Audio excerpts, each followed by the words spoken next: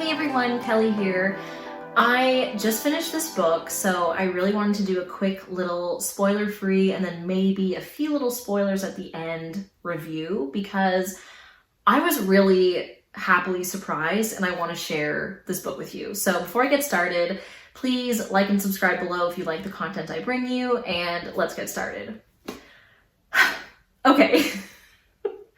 So this month so far has been a pretty good reading month for me, I gotta say. Like, I'm not gonna go into everything I'm reading because I will do a wrap up at the end of the month, but I'm doing okay so far with my TBR. I've read a couple that weren't on my TBR, but you know, I'm a mood reader, so whatever, it's gonna happen.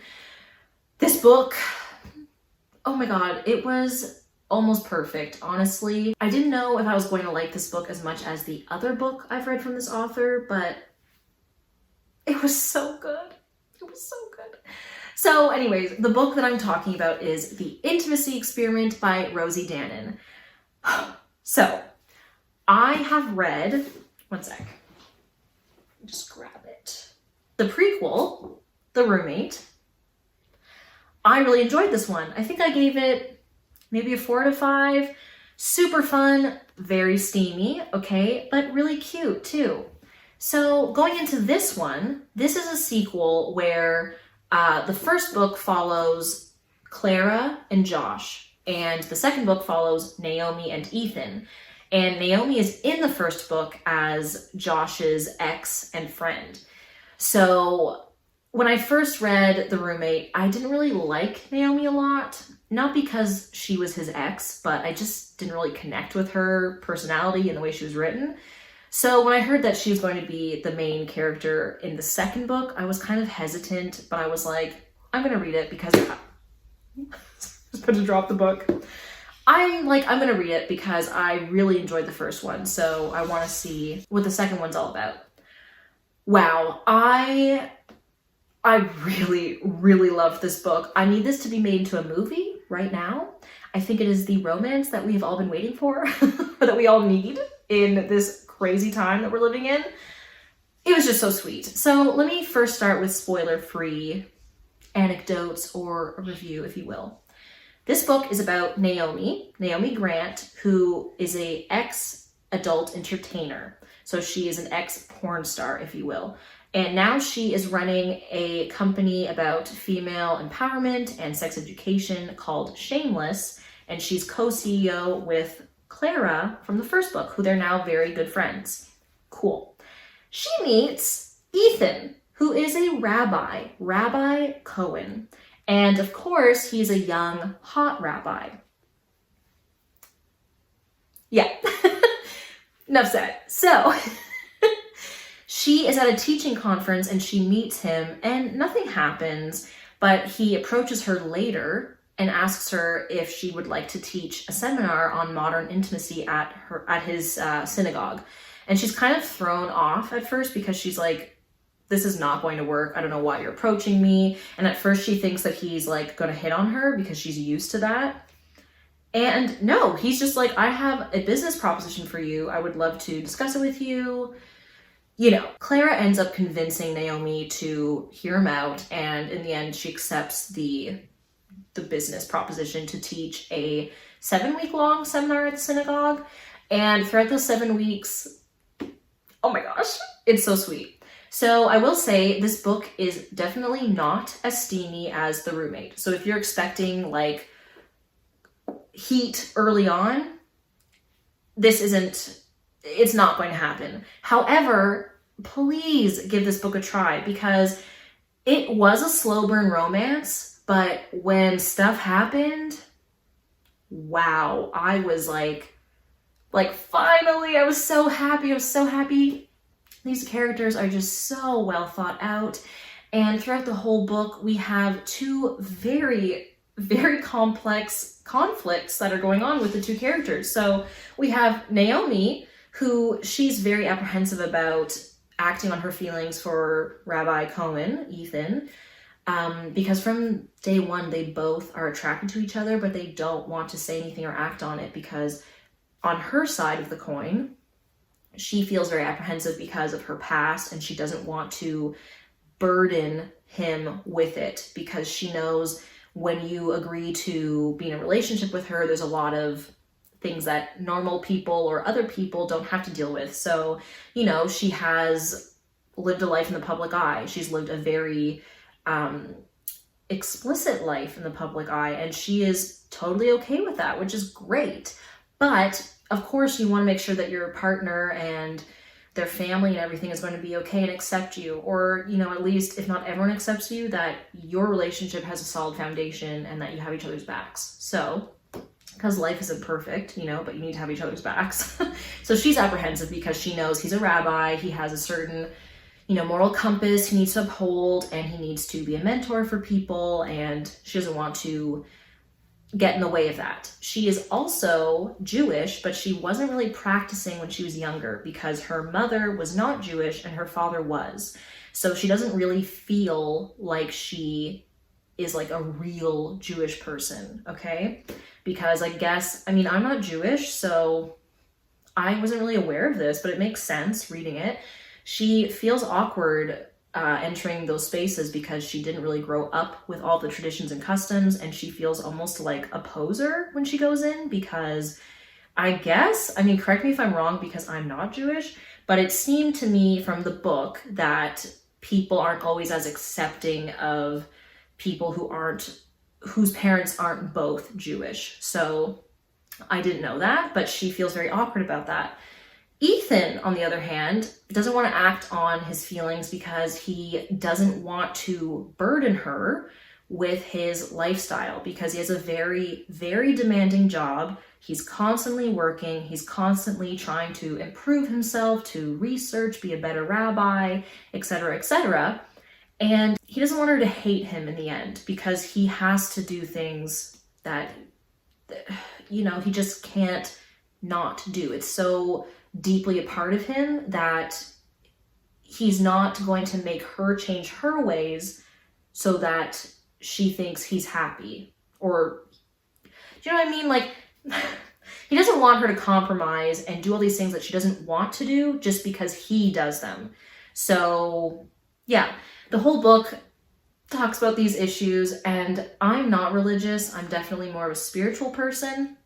But this was just so heartwarming, and it really, it made me like, it was just so sweet. I mean, my one gripe about this book, which is not even really a gripe, is Ethan was almost too perfect, okay? He was almost too understanding, too sweet, like, I don't believe it, but I loved it. I loved it anyway. Naomi is fiery, she's sarcastic, she has a lot of walls built up around her from traumas that she's experienced or things that she prepared herself for because of her line of work, which is awful. I'm going to quickly dive into spoiler territory, so if you don't want any spoilers, just skip to the end when I go to my rating and final thoughts. But there was a really, really sweet scene where they're at a bar because they're trying to host a singles mixer for the synagogue, and it doesn't go well because he doesn't know how to plan these things, and he didn't want to ask her for help because he didn't want to burden her with an extra thing to do when she's already so busy. So they have this failed mixer, and of course this gross drunk guy comes up to the bar afterwards and tries to hit on Naomi, and he's super gross and super rude and misogynistic, and Ethan tries to put a stop to it. The guy won't listen. So Ethan's like, okay, let's go outside. And as soon as he gets outside, he's like, oh my God, what am I doing? I'm not a fighter. I don't even think I'm allowed to fight. Do rabbis fight? What do I do? You know? And so he tries to talk the man down from his misogynistic rage. I don't know, you know, just that whole thing. And he says, just because Naomi lived this life in the private eye or does things on camera doesn't mean she's going to do them in her private life, you know? Because hello.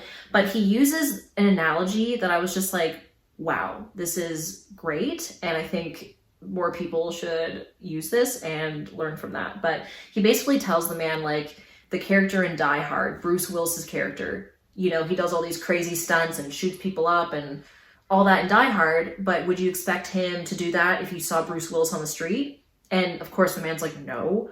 And so Ethan's like, okay, great. So why would you expect Naomi to flash you her chest, which is what the guy asked her to do, but in a very gross way. I mean, it's gross either way, but he had a more colorful way of asking or demanding it.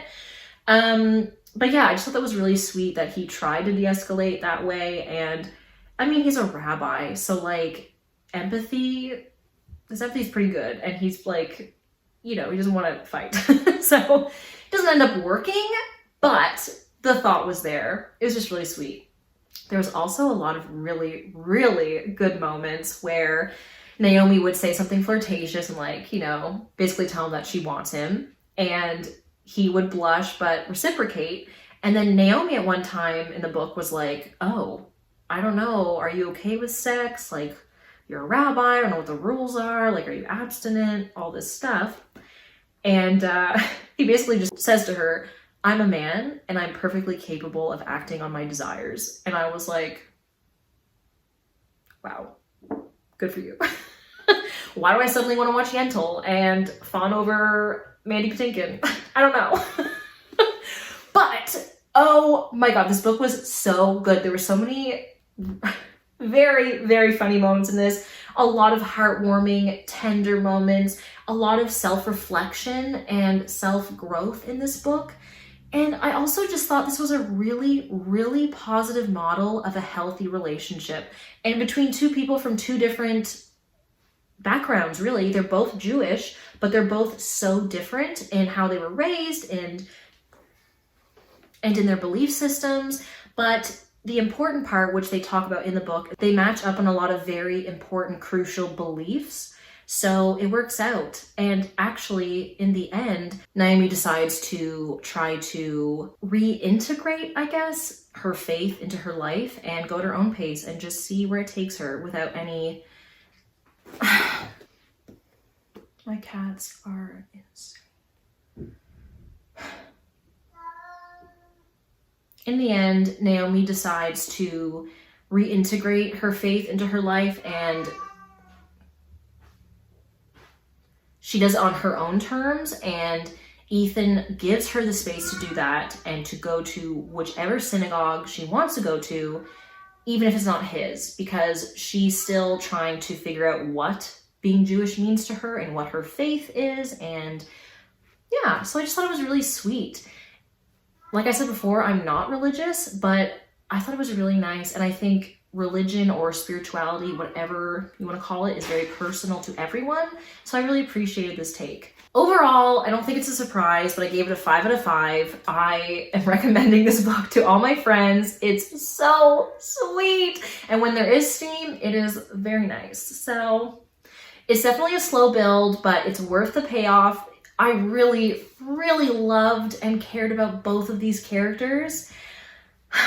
Yeah, I guess, yeah, one quick little gripe, okay? I'm sorry, I have to do it. I have to do it. The cover art. Not about it, especially Ethan, okay? This is not Ethan. The way they've described him, he has cherub-like curls. Where are they? Where are they? I don't know. So that's a little disappointing. Because yeah, I feel like a lot of the times when we have like the hot guy in the book, they have like straight hair or like, you know, what do they call it? The fade or whatever. And we don't get a lot of curly haired guys on book covers. So like, hello, you described him in the book as having curls. Where are the curls? Where are them curls at? I don't know. Anyways, small gripe, but 5 out of 5, totally would recommend. Please pick it up, enjoy it, love it, give it to a friend. Don't give it to a friend, tell them to get their own copy because you're gonna wanna reread it. That's it for me. My cats are, whoa, it's feeding time, I guess, because they are going out of their minds and they're making me lose my cool if I ever had it. I didn't. So that's it. I hope you enjoyed this chaotic review video. Please like and subscribe if you did enjoy it. If you didn't, sorry, you don't have to come back.